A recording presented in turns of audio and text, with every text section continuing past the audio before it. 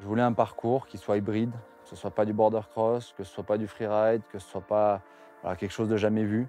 Je voulais quelque chose où il y avait du flow, où il y avait du fun, où il y avait de l'engagement, où je pouvais m'exprimer techniquement. Pour moi, l'idée du projet, c'était vraiment d'avoir du qui-claque. Je voulais du 50 centimètres pour réceptionner, 2 mètres pour repartir, et puis on enchaînait comme ça. Je me dis que ça pourrait être pas mal, tu vois, de faire skinny, une sorte de butter skinny, et après récep. Au départ, cette approche du projet, quand il m'a expliqué qu'il voulait vraiment une ligne droite très étroite, des mouvements qu'on n'avait jamais vus, il fallait la bonne récep au bon endroit, la bonne impulsion. C'était concentré de freestyle sur 3 mètres de large et sur plus de 250 mètres de long. S'il y avait projet, ça devait être à Serre-Chevalier, parce que c'est ce qui me représente, c'est ce qui m'anime, c'est là où j'ai toujours vécu, là où j'ai appris à dévaler sur les pistes, donc ça me paraissait totalement logique. On est arrivé le premier jour, on a simplement fait un tas.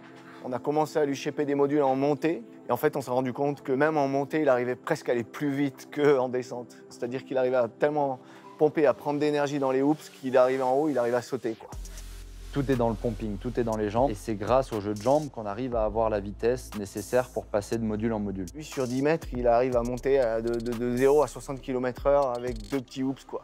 Une anecdote, c'est quand je ridais avec lui là, pour faire ma visite terrain ou quoi, lui, il faisait des virages, et moi, j'étais tout droit derrière. Et je le rattrapais pas. Même en faisant des virages, il prend de l'énergie, ce mec. Donc, c'est assez fou, quoi. C'est là qu'on te fait les moves, on te met 2 pumps, et là, on te met un gros kicker.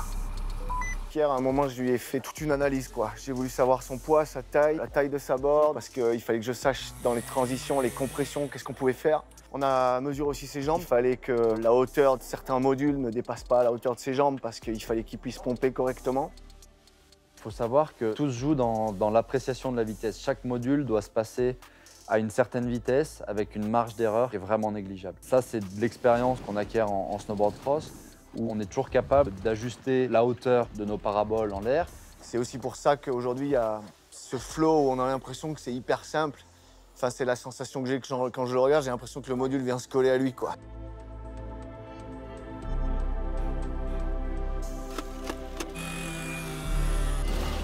Tout le reste, tu peux l'enlever. Mais par contre, j'ai des bugs en haut, quoi. On a trop creusé en haut, faut tout reboucher. Ça a été un boulot de chef monstrueux.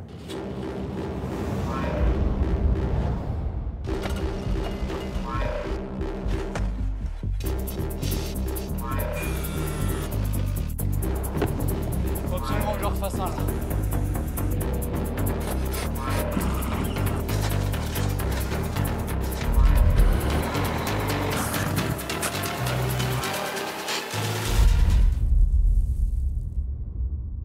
J'étais à des kilomètres de penser qu'au bout du compte, ce serait un boulot comme ça. On a été obligé d'appeler des renforts, on a eu du vent, les mecs travaillaient la nuit, enfin, c'était extrêmement intense.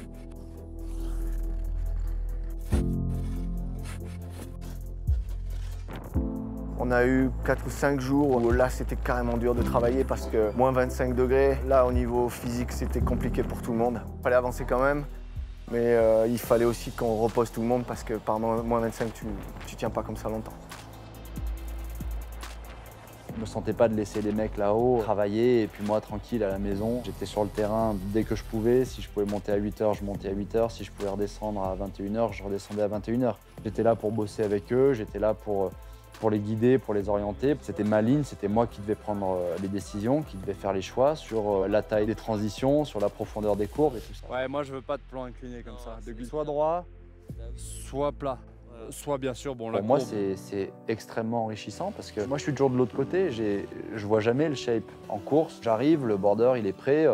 J'ai plus qu'à mettre mes fixes, m'échauffer un coup avant et puis send it en avant. Alors que là, là, on est parti de zéro. Là, on avait une plaine où il y avait de l'herbe à des endroits, il y avait des cailloux.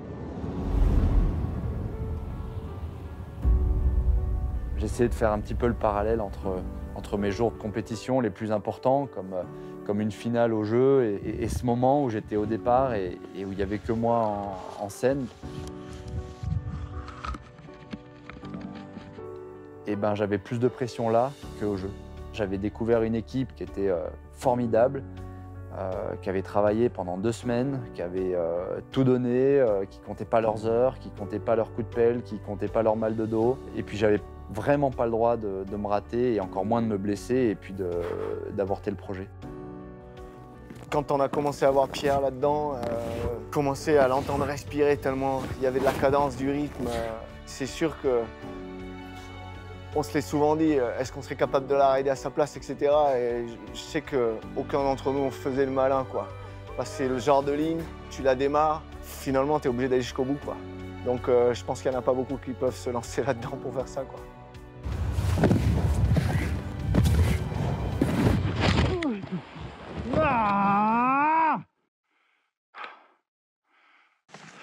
Tu t'es bien séché?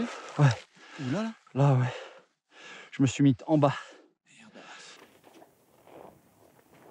T'as juste à bien effleurer le dernier, là. Lui, c'est celui qui t'emmerde, c'est un peu lui, là. Ouais, bah, c'est le touch là-bas parce que là, je me rebondis sur le touch, je réceptionne là. Et après. Cette tour était ultra technique. J'avais un petit mètre pour faire toucher la planche, me refaire popper, passer au-dessus du coping du prochain module et reprendre la courbe. C'était ultra technique, c'était au millimètre. J'avais 3 mètres sur 3 mètres pour atterrir. Et là, grand froid, quoi. Ouah, mais en fait, c'est vraiment impressionnant et je ne sais pas si je suis capable. Là, va falloir lever la tête. Et si vous voyez que ça vous arrive dans la gueule, il faudra avoir le réflexe de la vie, quoi.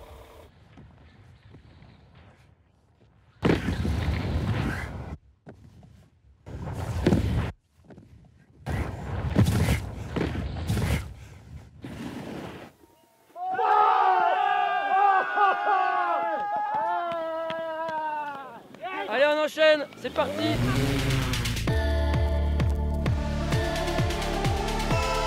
Parce qu'on va pas faire des grands suivis là aujourd'hui. On va faire des petits suivis comme ça on peut vraiment se caler sur ce qu'on veut.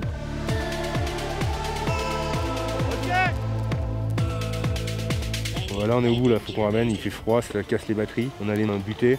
J'arrive pas à piloter sans gants. Souvent ça caille sa race. Ça caille, ouais. Dernier jour de shoot, 40 passages, alors pas de A à Z, mais au moins 40 drops. Bah, c'est bien simple quand tu as l'équipe de prod qui te dit bon bah là on l'a pas, mais on est sûr qu'on peut le faire mieux et qu'on peut avoir un shoot de ouf, ben, on y retourne.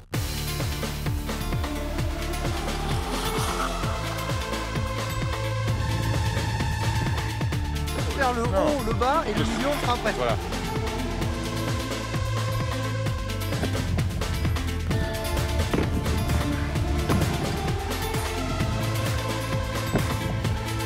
On est bon, cadre-le. Ah là là là là là là là là. Ah, bravo parce que vous y avez cru, j'avoue que j'étais pas serein. Priorité vidéo, il faut des bons footage, il faut des bons shoots, sinon c'est rien d'être là, quoi. Donc, il faut tout donner, il faut que tout le monde soit content, il faut que tout le monde rende des belles images et qu'il y ait une émulation globale. What the Non, il n'y a pas 1m50. Oh, c'est abusé ça. Ce rêve que j'avais de faire cette ligne, il est abouti, il est au-delà de mes espérances, il est au-delà de mes attentes. Cette ligne, je vais l'avoir dans ma tête, mais à vie.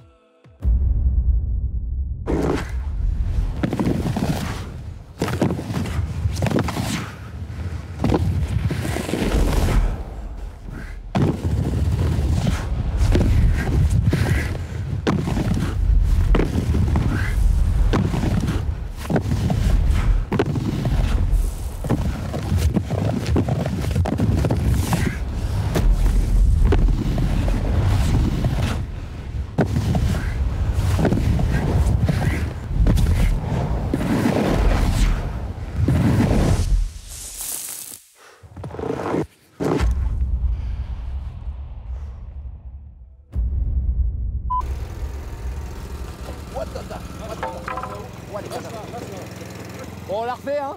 Oh, C'est du mot. oh, excusez-nous là. Encore Bibi qui va se les cogner celui-là.